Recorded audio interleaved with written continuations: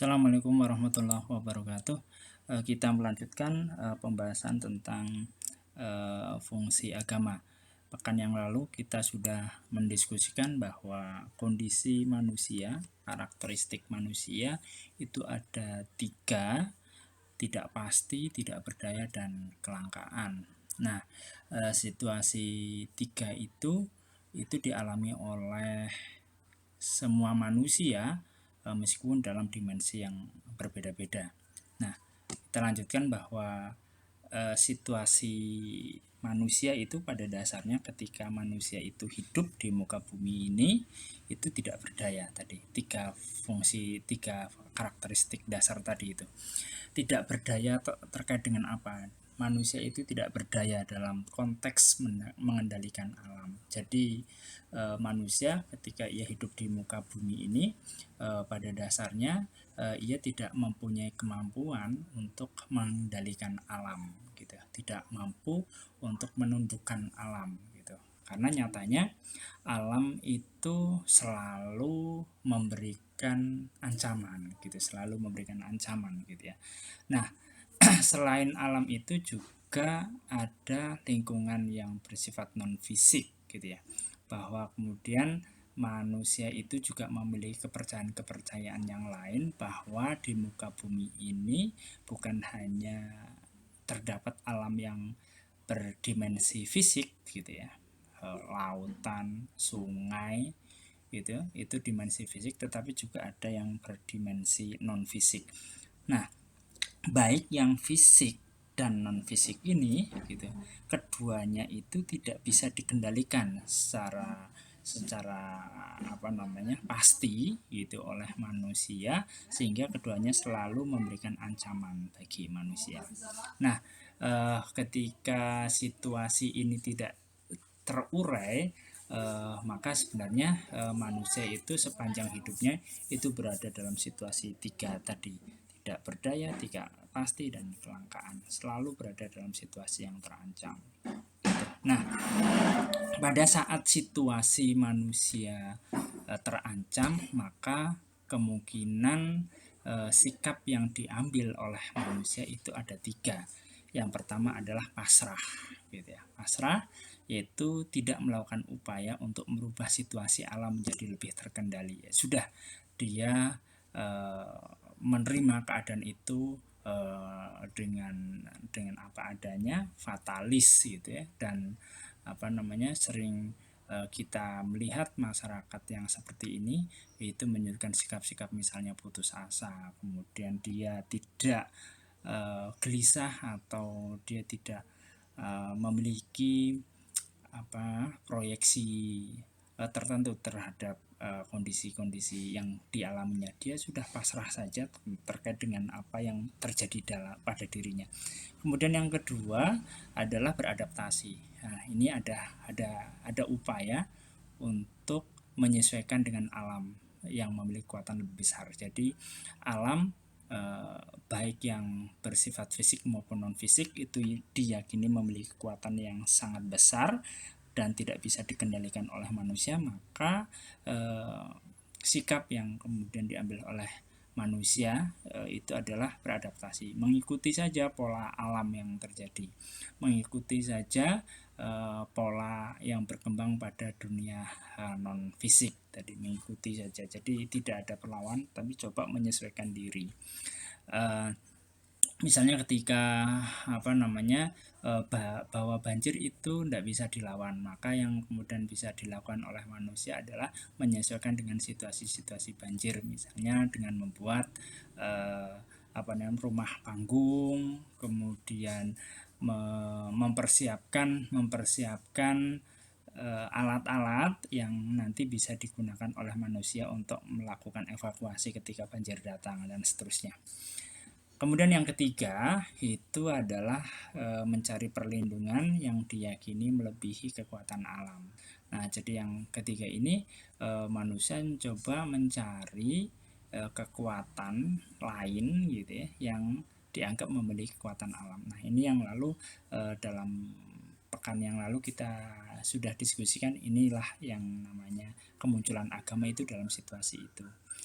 Nah, menghadirkan kekuatan transendental sebagai tempat berlindung dari potensi celaka, yaitu melalui tindakan-tindakan penyucian, ritual, dan pemujaan. Nah, ini tiga sikap manusia pasrah, beradaptasi, kemudian mencari perlindungan, itu sebenarnya adalah sikap-sikap yang muncul dari situasi ketidakberdayaan yang sebenarnya dialami oleh manusia manapun. Nah, kemudian karakteristik ketidakberdayaan. Sama-sama tidak berdaya, tetapi karakteristiknya antara orang satu, kelompok satu dengan orang atau kelompok yang lain itu berbeda. Karena setiap orang, kelompok, komunitas itu memiliki karakter ketidakberdayaan yang berbeda. Hal ini disebabkan kenapa kok berbeda? Karena tingkat penguasaan terhadap pengetahuan dan teknologi itu juga berbeda. Nah, semakin luas pengetahuan dan teknologi yang dikuasai, maka titik ketidakberdayaan semakin jauh. Begitu juga dengan sebaliknya. Jadi maksudnya bahwa seseorang, kapasitas seseorang atau kelompok terhadap pengetahuan dan teknologi itu berbeda-beda. Nah, tingkat penguasaan ini yang kemudian menjadi pembeda atas karakteristik dari ketidakberdayaan, bahwa setiap orang berapapun penguasaannya atas pengetahuan dan teknologi itu memiliki ketidakberdayaan. Hanya kemudian kelompok-kelompok ini memiliki karakteristik yang berbeda-beda gitu. Nah, berikutnya masyarakat primitif contohnya itu cenderung memiliki keyakinan atas kekuatan transendental lebih cepat ketimbang masyarakat modern gitu. Nah, masyarakat primitif itu tadi titik ketidakberdayaan masyarakat primitif dengan masyarakat modern itu berbeda. Nah, karena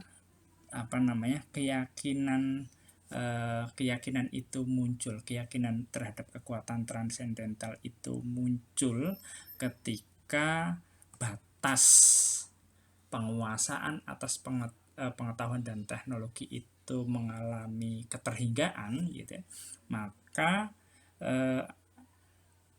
menghadirkan kekuatan transendental gitu ya, itu antara masyarakat satu dengan yang lain itu berbeda, yang sangat dipengaruhi oleh penguasaannya atas pengetahuan dan teknologi. Oke, sebagai contoh tadi, masyarakat primitif itu cenderung memiliki menghadirkan kekuatan transendental itu lebih cepat ketimbang masyarakat modern. Nah, indikatornya apa sih? Indikator transendensi atau tanda-tanda transendensi itu yang paling nampak adalah mitos dan simbol-simbol magis gitu. Nah, mitos atau mitos, simbol magis itu dipahami sebagai sesuatu yang melampaui rasionalitas atau logika. Nah, cerita-cerita mitos kemudian magis pada masyarakat primitif gitu itu jauh lebih banyak ketimbang pada masyarakat modern. Cerita-cerita yang cerita-cerita yang secara umum itu di luar nalar itu banyak dimiliki oleh mereka masyarakat yang masih berpikir primitif ketimbang dengan masyarakat modern yang jauh lebih rasional. Nah, karena perbedaan karakter ini maka gitu dorongan agama antara masyarakat primitif dan modern itu juga berbeda. Nah, fungsi agama sangat menyelesaikan kondisi sosiologis setiap orang, kelompok atau komunitas. Nah, dimensi ketidakberdayaan itu begini. Saya kelompokkan menjadi dua gitu. Seseorang atau kelompok yang tingkat kapasitas pengetahuan dan teknologinya rendah, ketidakberdayaannya menunjuk pada kondisi kekalahan. Sementara mereka yang memiliki kapasitas relatif lebih tinggi, ketidakberdayaannya menunjuk pada kerakusan. Gitu. Maksudnya begini, masyarakat yang taruhlah dia tidak memiliki pengetahuan dan teknologi yang memadai, gitu ya, ketidakberdayaannya itu menunjukkan bahwa dia tidak bisa ngapa-ngapain karena dia tidak memiliki pengetahuan dan teknologi. Karena gini, untuk menguasai alam, mengelola alam, gitu ya, memenuhi kebutuhan-kebutuhan hidupnya, manusia itu mengandalkan pengetahuan dan teknologinya. Untuk bisa bercocok tanam misalnya, para petani itu mengandalkan pengetahuan dan teknologi, gitu ya. Jadi untuk mengelola alam ini menggunakan pengetahuan dan teknologi. Nah, ketika penguasaan atas pengetahuan dan teknologi itu rendah, gitu ya, maka sebenarnya seseorang itu tidak mampu mengelola alam ini. Nah, karena tidak mampu mengelola alam, maka gitu ya, kebutuhan-kebutuhannya itu menjadi tidak tercapai, gitu ya. Nah, ketika dia tidak bisa memenuhi kebutuhannya, itulah lalu gitu ya, dia menghadirkan kekuatan transendental tadi. Nah, ini yang saya sebut bahwa orang yang tidak memiliki pengetahuan dan teknologi yang memadai untuk mengelola alam, gitu ya, ketidakberdayaannya mengelola alam itu menunjukkan bahwa dia berada dalam situasi yang kalah, gitu. Nah, sementara gitu mereka yang memiliki kapasitas relatif tinggi itu dia bisa memanfaatkan pengetahuan yang dimilikinya, dia bisa memanfaatkan teknologi yang dipunya gitu untuk mengelola alam. Nah, ketidakberdayaannya itu bukan karena dia tidak pengetahuan atau teknologinya itu tidak difungsikan, tidak bisa berguna untuk memenuhi kebutuhannya, tetapi pengetahuan dan teknologi itu tidak terlalu bermanfaat untuk mewujudkan keinginannya menambah gitu ya, menambah dari apa yang sudah diperolehnya gitu. Nah, misalnya orang yang memiliki pengetahuan dan teknologi itu bisa mengelola alam, dia bisa menghasilkan taruhlah dalam 1 tahun bisa menghasilkan 100 juta. 100 juta itu sesungguhnya itu sudah cukup untuk memenuhi kebutuhan hidupnya selama setahun. Nah, tetapi kemudian pengetahuan dan teknologi itu dianggap tidak bermanfaat bagi dia karena hanya bisa memenuhi 100, sementara dia memiliki keinginan sampai 200 sampai 300 juta. Nah, ini yang saya sebut dengan kerakusan. Jadi antara mereka yang memiliki pengetahuan terbatas dengan mereka yang memiliki pengetahuan memadai itu ketidakberdayaannya itu menunjukkan dua kondisi yang berbeda. Yang pertama menunjukkan kondisi kekalahan, sementara yang kedua itu adalah menunjukkan kondisi kerakusan. Jadi yang pertama itu gagal atau kalah untuk memenuhi kebutuhan hidupnya. Yang kedua adalah gagal karena dia tidak bisa memenuhi kerakusannya. Nah, atau lebih mudah, yang pertama itu menunjuk pada subsistensi, kebutuhan untuk sekedar memenuhi kebutuhan sehari-hari, dan yang kedua menunjuk pada akumulasi itu menambah. Nah, dengan demikian gitu ya, agama gitu bagi indikasi subsistensi itu difungsikan sebagai tempat pengaduan, sementara bagi indikasi akumulasi difungsikan sebagai amunisi.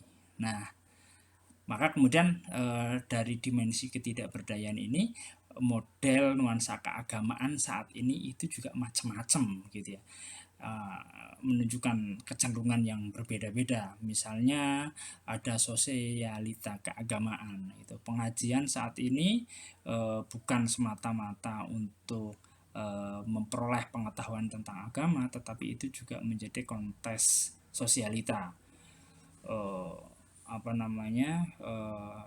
Pengajian itu menjadi ajang untuk memperlihatkan model fashion terbaru, kemudian jilbab yang paling mutakhir, baju yang paling stylish dan seterusnya. Begitu halnya juga dengan style hijrah, banyak kelompok-kelompok yang hijrah dalam pengertian yang tadinya misalnya berstyle gaul, berstyle tidak syar'i dalam tanda kutip itu menjadi syar'i dan seterusnya. Kemudian juga ada kegiatan tradisionalisme yang menunjuk kepada kegiatan-kegiatan keagamaan yang bernuansa lawas. gitu. Nah, model-model atau nuansa keagamaan itu menunjukkan menunjukkan bahwa dimensi ketidakberdayaan itu antara satu kelompok dan kelompok yang lain itu berbeda. Yang ini kemudian berpengaruh terhadap style, model gitu ya, praktik keagamaan yang ada di masyarakat. Nah, maka dari itu fungsi agama itu tidak bisa diseragamkan antara masyarakat satu dengan yang lain, atau semua orang itu dipaksa untuk melaksanakan atau memfungsikan agama secara tunggal gitu, mempraktekkan, mendemonstrasikan praktek agama yang sama, karena mereka memiliki dimensi yang berbeda-beda. Nah, itu nanti berikutnya akan ini ditindaklanjuti dengan tugas yang nanti akan saya sampaikan gitu, untuk melakukan analisis terhadap model-model keagamaan yang ada di masyarakat disesuaikan dengan stratifikasi atau kelompok sosial yang teman-teman bisa akses. Terima kasih. Assalamualaikum warahmatullahi wabarakatuh.